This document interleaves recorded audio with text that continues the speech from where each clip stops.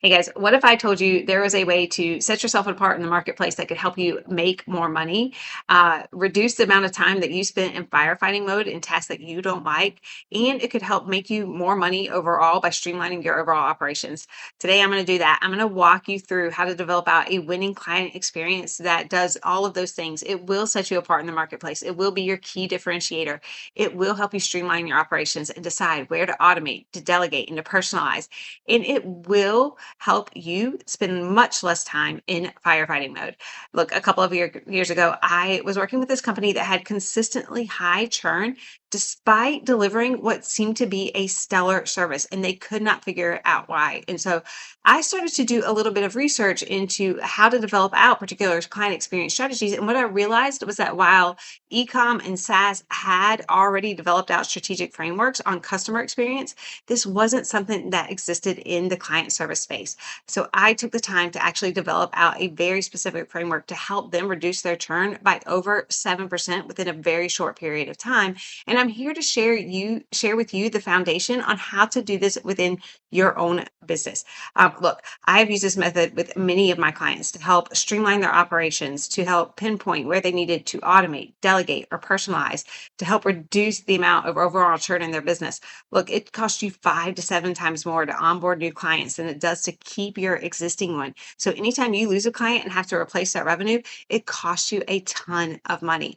It's also going to help you spend way less time in firefighting mode, and it will help you better communicate with your team to ensure that they understand what great looks like in the role of servicing your client.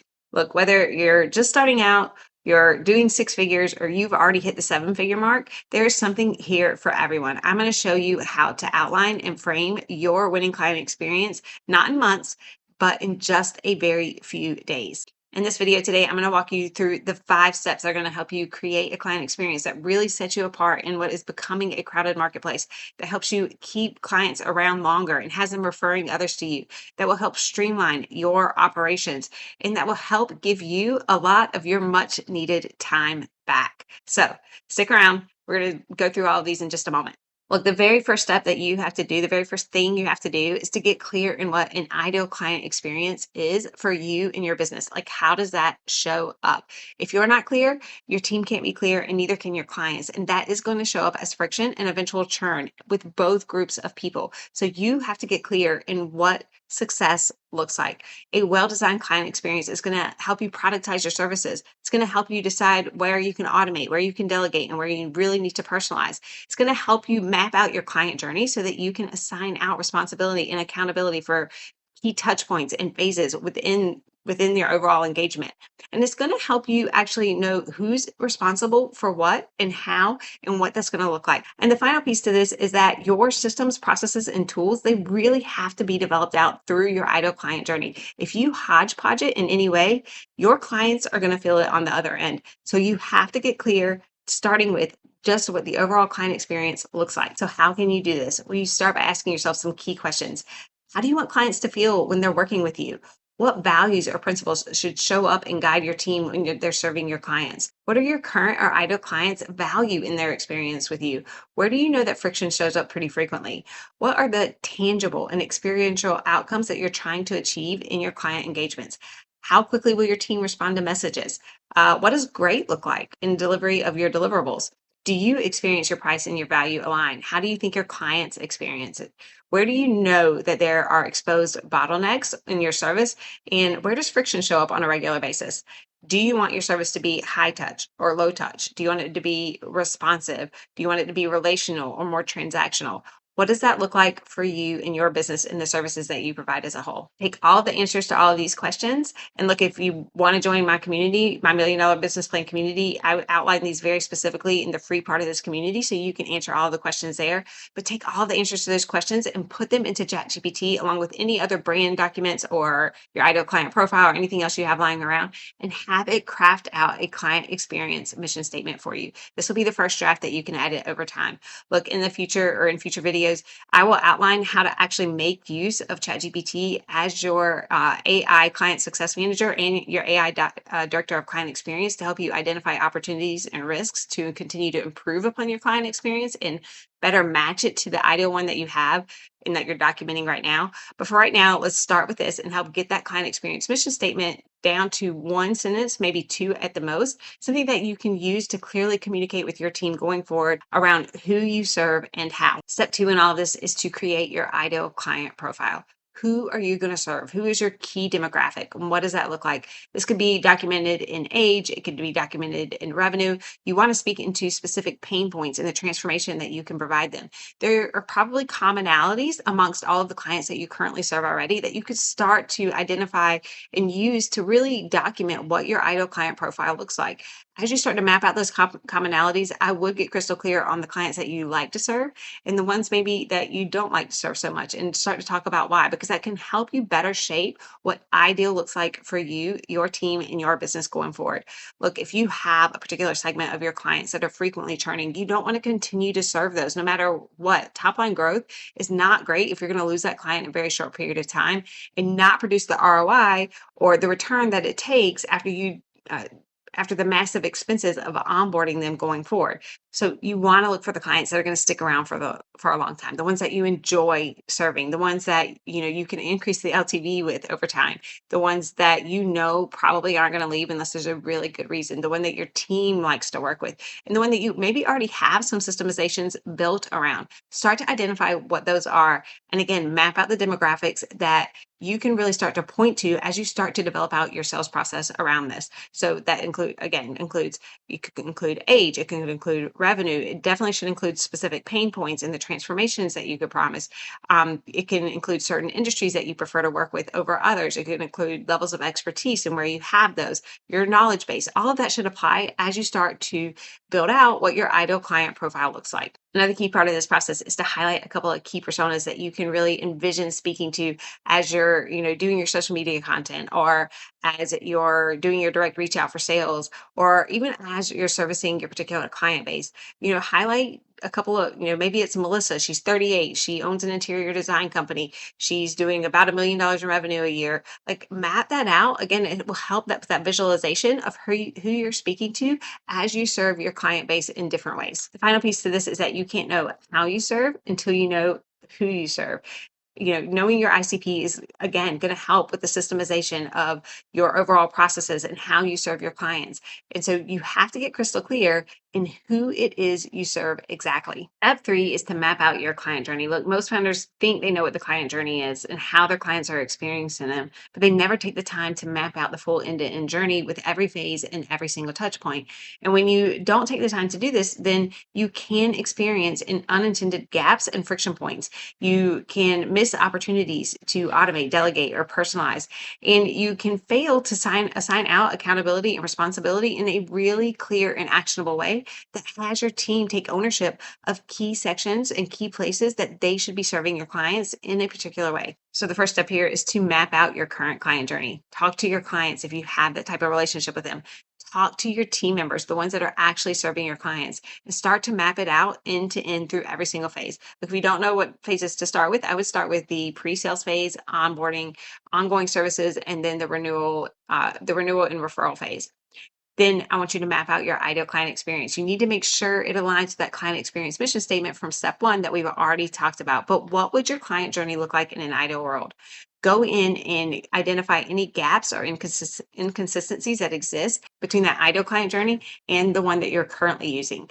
Where can you fix something with automation? Where could you create some more personalization? Where do you need to elevate your overall client experience? And while you're in there, bonus step, identify where you're still the bottleneck in the process, or where you're still doing something that you could probably hand off to another team member if you just created some documentation around how to do that. This is the purpose of mapping out your client journey, is to start to have a visualization of exactly how you're serving your clients so that you can continue to upgrade your overall experience and streamline your processes as a whole. And every single one of my client engagements, whether it's in the 30-day $1 million plus business sprint, or it's in my one-on-one engagements, we go through this process in the very beginning, and my clients get a fully customized and mapped out client journey map for both the current state of their business and the one that they have for the future. It is something that is integral to the performance of your business as a whole, and to helping to continue to coach your team to be sure that they can live into your expectation for what you consider success to be in their roles. Step four, start to fix the gaps. Look, a big change isn't going to happen overnight. It's going to take time, but you can start to lay the foundation to the changes that you want right now. And then you can develop out ways to fix them with your next set of quarterly rocks, OKRs, goals, whatever you call them within your company. And you can find ways to bring your team into the process by assigning out those accountabilities and responsibilities that we talked about earlier when we talked about mapping the client journey in the first place.